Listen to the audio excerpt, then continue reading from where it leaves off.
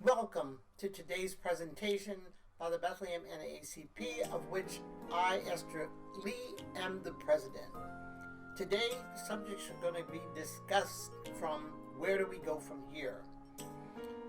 The NAACP continues to pursue our mission of civil rights.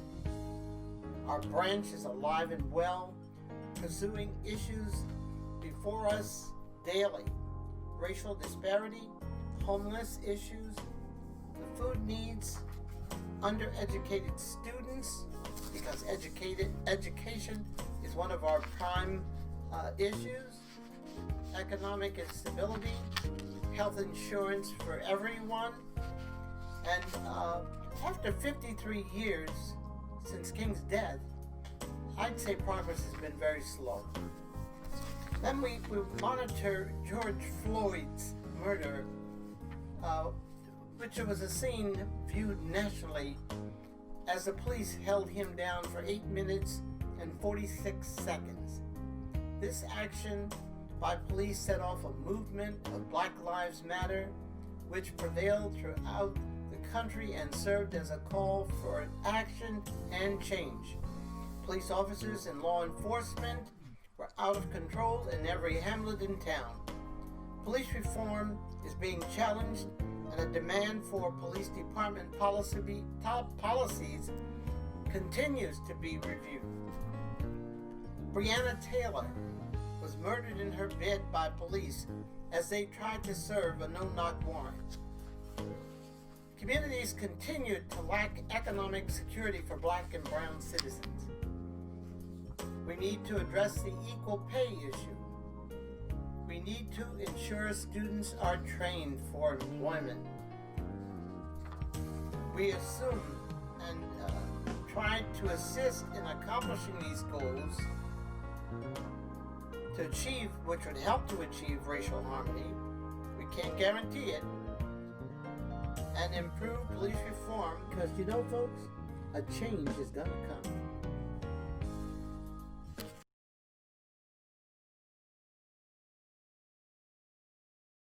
Good afternoon. I am honored to be here as our city and our nation remembers Dr. Martin Luther King Jr. 52 years have passed since Dr. King was taken from us by an assassin's bullet, but the time has not lessened his accomplishments nor decreased the importance of his work. Time has not dimmed the relevance of his message or the significance of his words. Dr. King was taken from us at an early age, but his spirit lives on and his legacy endures. Each passing year seems to bring a new meaning to Dr. King's message. So even after 52 years, the challenge still remains for America to live up to its highest ideals, to ensure liberty, equality, and opportunity for all its people, regardless of the color of their skin, wealth, religion, gender, or their physical abilities. The 1960s were a struggle for civil rights, voting rights, housing rights, employment rights, and basic human rights. Unfortunately, today, we continue to fight for civil rights and for the protection of African Americans, Latinos, and other disenfranchised groups, despite the passage of the Civil Rights Act of 1964 and the Voting Act of 1965. Recent events in America have shown that racism is not dead, but is in fact systemic in America. Issues of racial, social, economic, and educational inequality still exist in our society. The use of excessive force by police against people of color needs to be addressed, and all police departments need to be state credited and certified. The City of Bethlehem has made a number of police policies public, including the Use of Force Directive, a report on the use of force, Police Department operational statistics for 2019, and the Citizen Interactions Report. Chief Cott is in a process of reorganizing the department and is participating in City Council's community engagement initiatives. She is also a member of the NAACP Community Advisory Board and has provided the board with updates on policies, training, and accreditation of the department. Today, education is a civil rights issue of the 1960s. It is the great equalizer. Universal pre-K must become law in all 50 states. Equitable funding must be provided to urban school districts so that children in poor communities have the same opportunities as students in suburban districts, and this includes access to the internet. The Voting Act of 1965 needs to be enforced, expanded and named the John Lewis Voting Act of 2020. Every citizen should have the right to vote. Recently, we have seen alleged examples of voter suppression against people of color, especially in heavily Black cities. Voting rolls being purged, eliminating polling places, limiting access to voting by mail, scaling back early voting, and controversial voting ID laws, just to name a few. The late John Lewis stated, and I'll quote, "The vote is the most powerful, nonviolent change agent you have in a democratic society. You must use it because it is not guaranteed you can lose it," end of quote. America is the greatest country, but controversial issues need to be addressed and discussed honestly and openly. Dr. King, John Lewis, and many others showed us the way, but now it is our journey to fulfill their mission and have an impact on change. Thank you, and God bless. Steve Samuelson here. Sorry we can't be together this year as we honor the life and legacy of Dr. Martin Luther King Jr. But each of us can reflect on that legacy and decide what we will do to honor his work and answer his challenge. Dr. King wrote, "Injustice anywhere is a threat to justice everywhere." These words inspire us to action. We must call out racism wherever we see it. We must fight injustice wherever we find it. we must demand equal justice under the law. Where do we go from here? Know this: we must always go together with respect and hope and love as we seek justice and equality and opportunity for all of God's children. Thanks to the Bethlehem NAACP and Esther Lee for leading the way. Let's live by the words of Dr. King, not just today, but every day.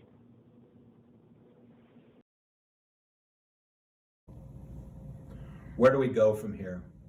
What a great question the Reverend Dr. Martin Luther King Jr. posed to us many years ago in his last book he ever published. We've been living with the original sin of slavery since the founding of our republic, and we've been trying to overcome that sin ever since. We're trying to form a more perfect union, even today. And we can't give up. We must remain hopeful. Even in the darkest days of the pandemic, even during the unrest from those enemies of our domestic tranquility that descended upon our capital, we must not despair. We must not give in.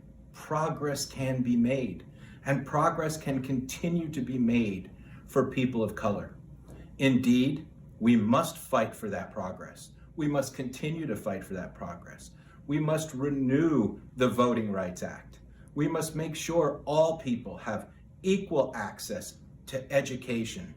Education is the doorway to economic advancement, and economic advancement is the way that full citizenship will be realized for all people in America, including peoples of color who have too long been neglected in their schools, neglected on the job. And I say no more. Often people will say to me, you need to check your white privilege. And I've thought long and hard about that. I thought about my privilege. And I made this final conclusion. And it's this: I'm gonna use my privilege up for the folks. I'm gonna do all I can to make the folks' life better. And when I'm done doing that, I'm gonna fade away, because I will have known that I gave it all.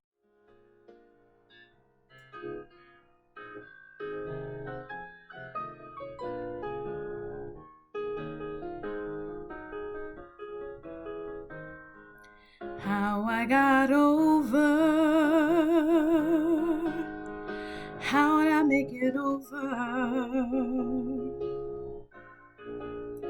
You know, my soul look back and wonder how I got over. Tell me how I got over, Lord. Had a mighty hard time coming on over. You know, my soul look back and wonder how I got over. Tell me how I got over, Lord. I've been falling and rising all these years, but you know, my soul look back and wonder, how did I make it over? But soon I can see Jesus, the man who died for me, the man that bled and suffered and hung on Calvary. I want to thank him for how he brought me. I'm gonna thank God for how he taught me. Oh, I'm gonna thank God for how he kept me. I'm gonna thank him 'cause he's never left me. I'm gonna thank God for old-time religion. I'm gonna thank him for giving me vision. One day, I'm gonna join the heavenly choir. I'm gonna sing and never get tired. How I got over. how I got over all these years, you know. My soul look back and wonder, how did I make it over?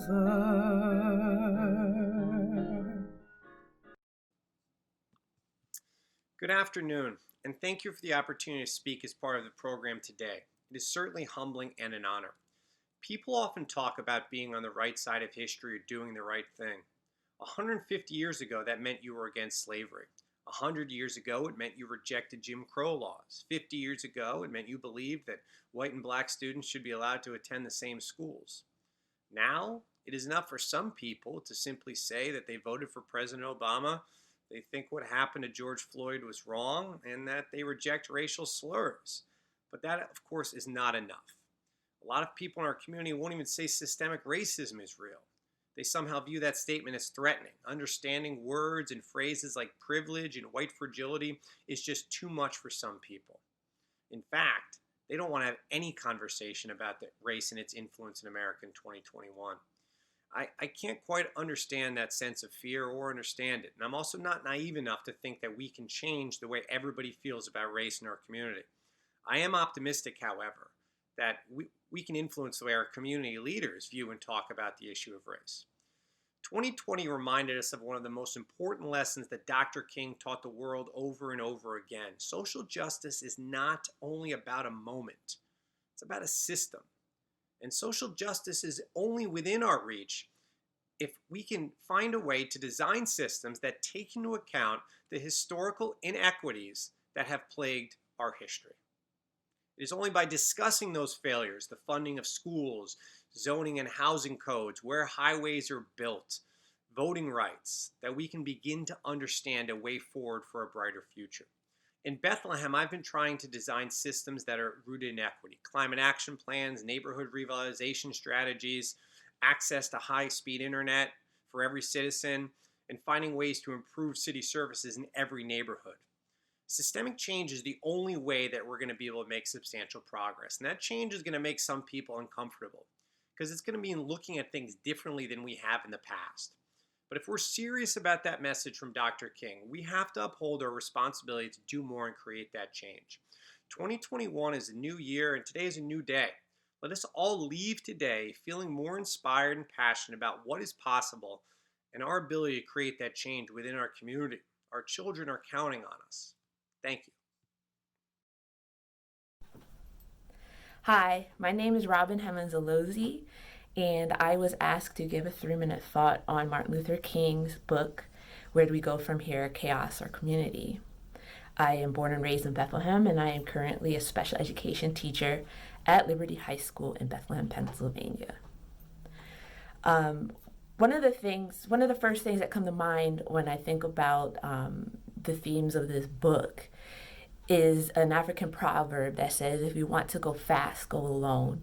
If you want to go far, go together. And I actually have that in my email signature for work.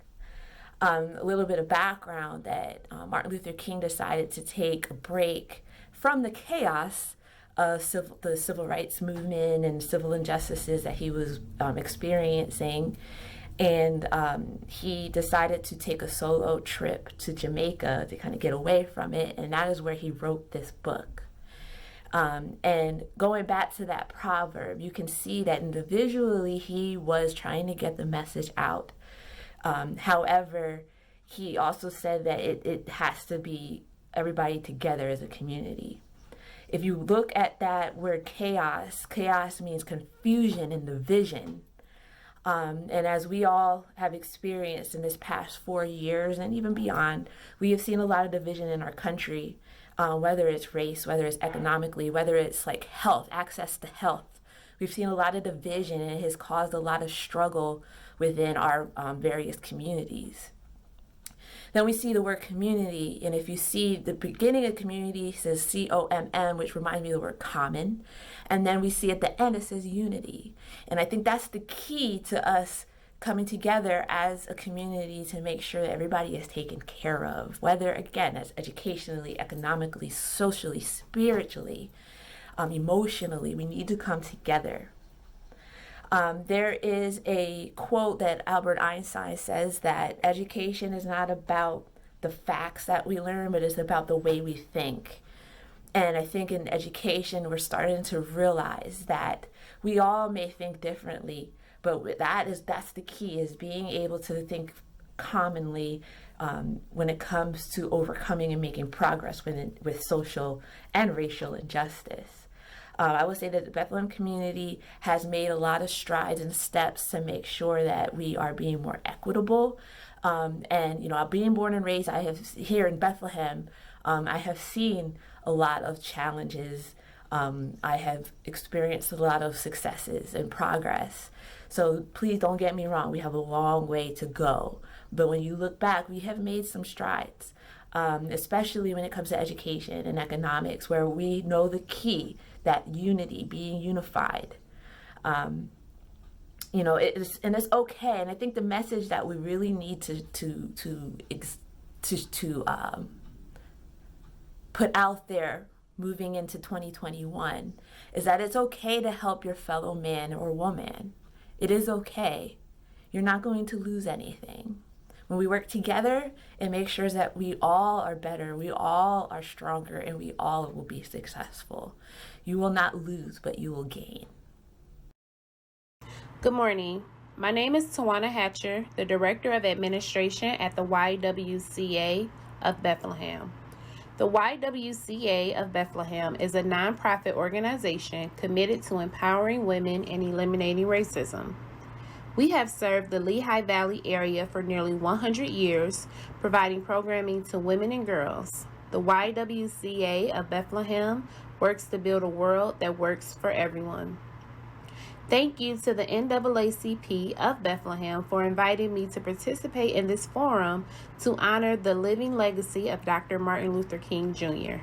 Each time that we use our voice to advocate for the hopeless, it is a tribute to the dream that Dr. King had for each of us. Dr. King's commitment to the community inspires me to listen more intently and passionately fight for the rights of all human beings.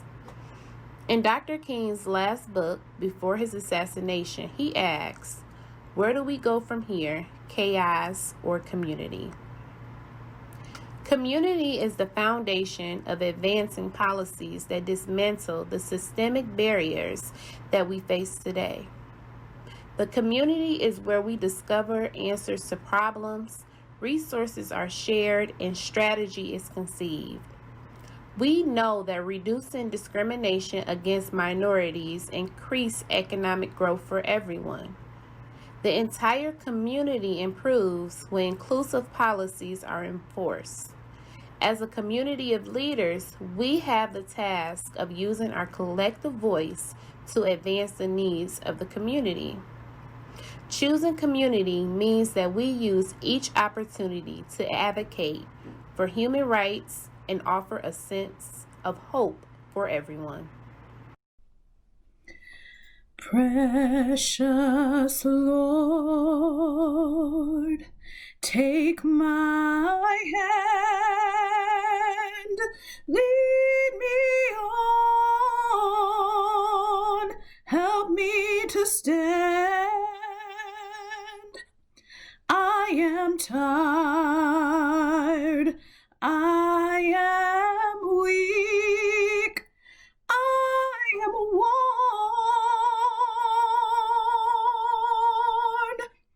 Through the storm, through the night, lead me on to the light. Take my hand, precious Lord, and lead me home. Hi, my name is Thaddeus Vines. I'm a senior history student here at Pennsylvania State University.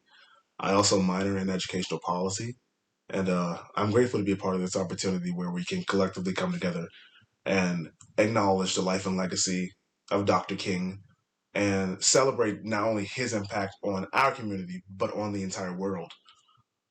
Sadly, when I think about Dr. King Day, I am reminded that in 2 states, Alabama and Mississippi, Robert E. Lee Day, or a celebration of Robert E. Lee's birthday, directly follows Dr. King Day. So Dr. King Day is Monday the 18th this year, and Robert E. Lee Day is Tuesday the 19th. And I'm telling you that because I want you to understand the cultural significance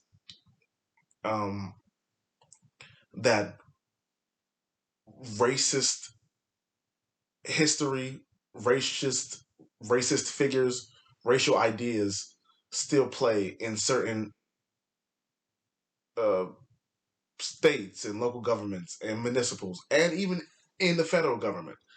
And when we talk about the conversation of where do we go from here in that breath, we have to get out of this post-racist society mentality. It is absurd, in a sense, to think that,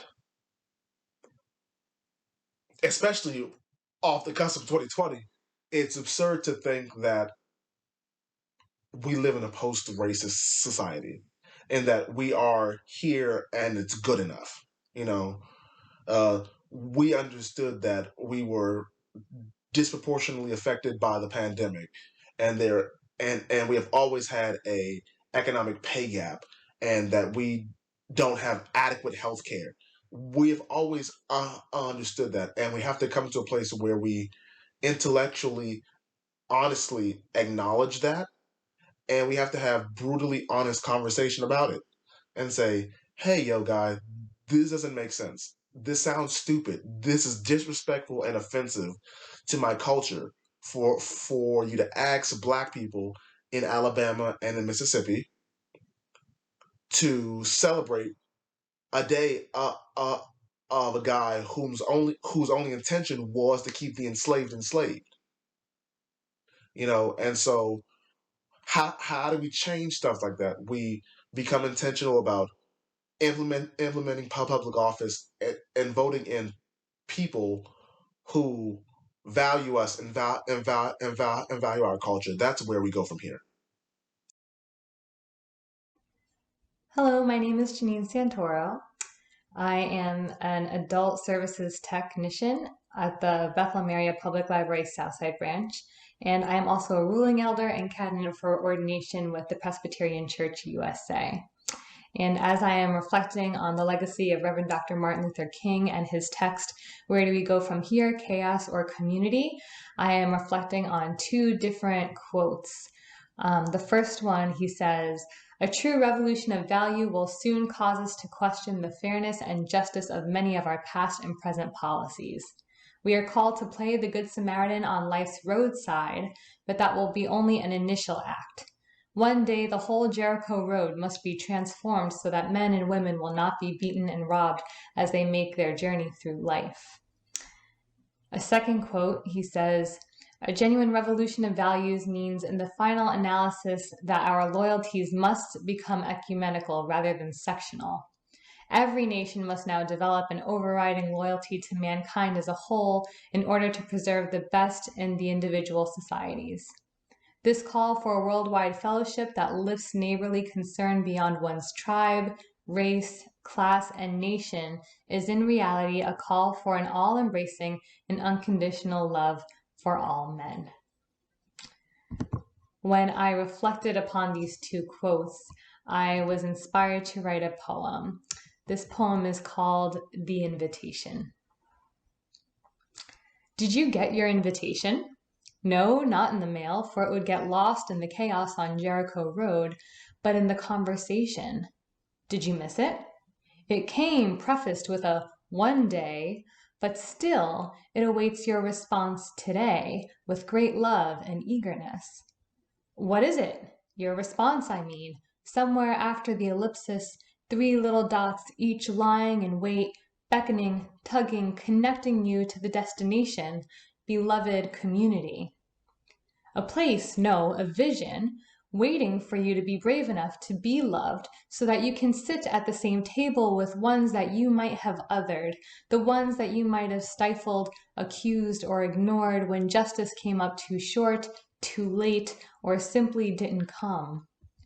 But here you are now, beloved, because it's never too late to connect for the first time, to seek forgiveness, to ask good questions, to hear, finally, the stories drowned out by those who say, all lives matter, racism is in the past, or I don't see color.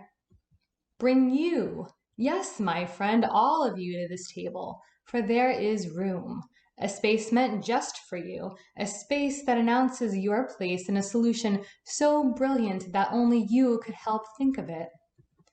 Yes, you, who can take off your coat and leave those bags you've carried that have shaped and oppressed even you with miseducation, misinformation, and misguided anger. Come and leave it all at the door. And please stay a while. We've been waiting. We were just talking about you and the invitation to this true revolution. You need only be willing to say yes. Hi, my name is Lilia Santiago, and today I'm going to be speaking about Martin Luther King and where do we go from here. I chose Martin Luther King because obviously today is Martin Luther King's Day, and more importantly because he's always been, for me, very important because I've always looked up to him. I've always saw him like a great person because I've read so much about him and all the things that he's done for the civil rights movement. I believe that when I look at things right now and I look at things then, he was a peaceful man. And things right now are so chaotic. And I think that we need a little bit of Martin Luther King right now. We need a man like him that can have something peaceful. We need peace. And he once said, that, evil exists and it will always exist. And he's right. It's always going to exist. But he also said that good can overcome evil. Therefore, when I think of that, I always think of a verse in the Bible. But before I come to that verse, I want to talk a little bit about, how it all got started and for him and how he got involved in the civil rights. In the first major civil rights action, Martin Luther King led the Montgomery bus boycott. And I think that's a really important thing because that's when Rosa Parks, and I know everybody knows about Rosa Parks, refused to give up her seat on the bus to a white man. I think that's a big deal. And I think that all started. But this is when I can say that the peaceful protests started and everything began. So I want to go back to where I started, which I said, 2 Chronicles 7:14 says, if my people, which are called by my name, shall humble themselves and pray and seek my face and turn from their wicked ways, then will I hear from heaven and will forgive their sin and will heal their land.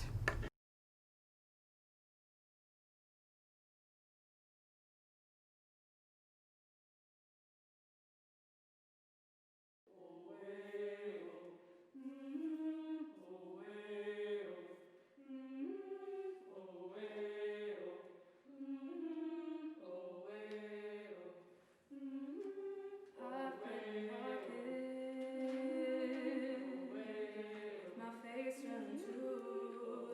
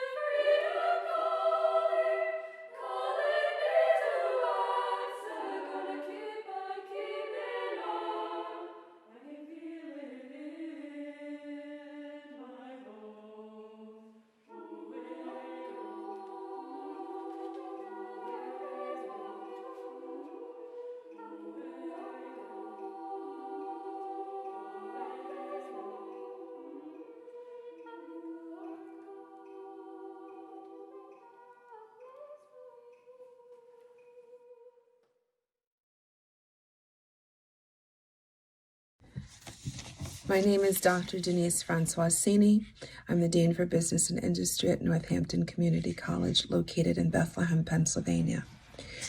Reflecting on Dr. King's final work, Where Do We Go From Here? Chaos or Community, written in 1967, I wondered about the current day relevance as I write this at the end of 2020, a year of crisis, a pandemic and a socio-political environment reminiscent of the long hot summers of the civil rights movement.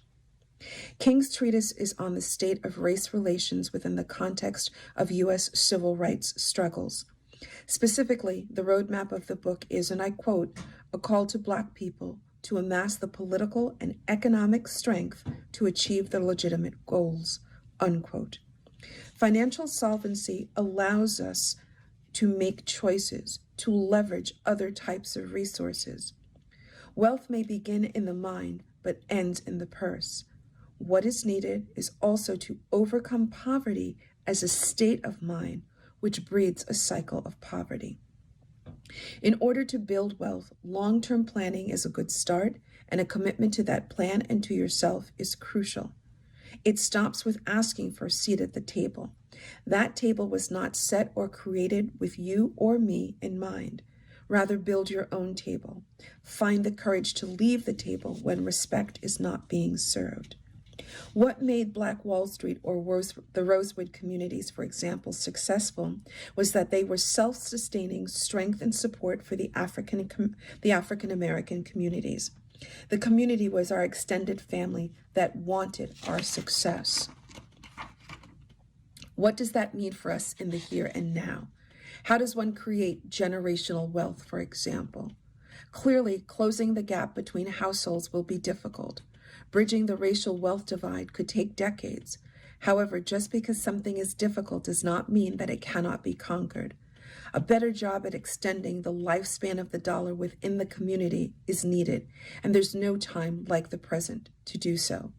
It requires us to forego the tangible trappings and symbols of success in the short term for medium and longer term gains. It means educating ourselves on how to do better with the help and support of the community. Community members, do not wait to be asked. This is a clarion call to all. The community must invest in its members, and if we do not, who will? Two adages are at work here. To whom much is given, much is expected, and to know better is to do better. What it means is to stop trying to fit in and find that thing that will help you and your family and your community to fit out. Our mission in life is not merely to survive, but to thrive, not just for the now, but for our children and our children's children, for the times we may not see. We can only do that with the support of each other.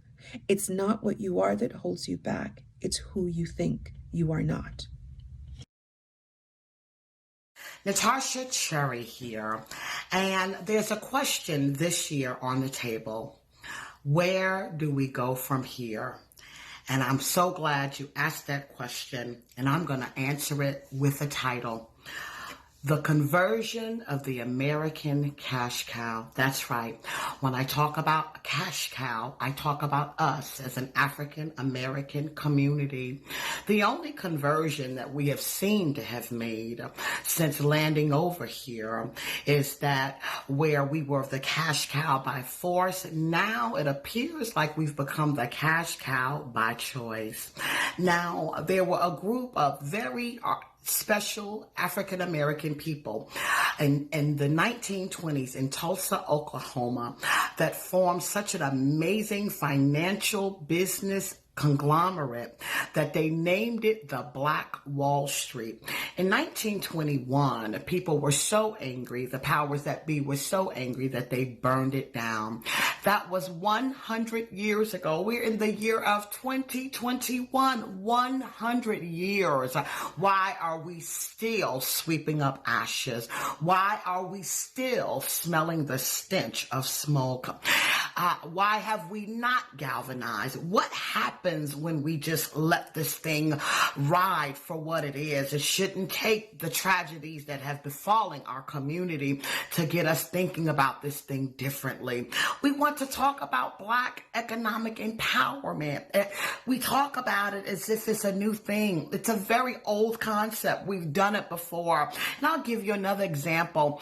The boycott, the Montgomery bus boycott, went on for 381 days. In 381 days, the city lost 30 to 40,000 fares per day, resulting in a loss of almost, if you just maybe, I don't know, a 5 or 6 cents fare. That's almost $1 million. They had no choice. We gave them no choice but to desegregate those laws.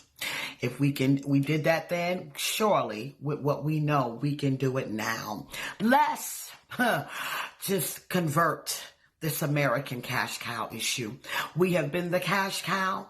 We have been the investment. We have made money have been made off of us. College education's paid, but not our own children's. Let's think about this thing. Let us join together. If you want to know where we go from here, this is how I feel. This is what I think. This is where I feel we should go. But that's just me. What say you? Thank you for listening. Nah-tarsha Cherry. Blessings.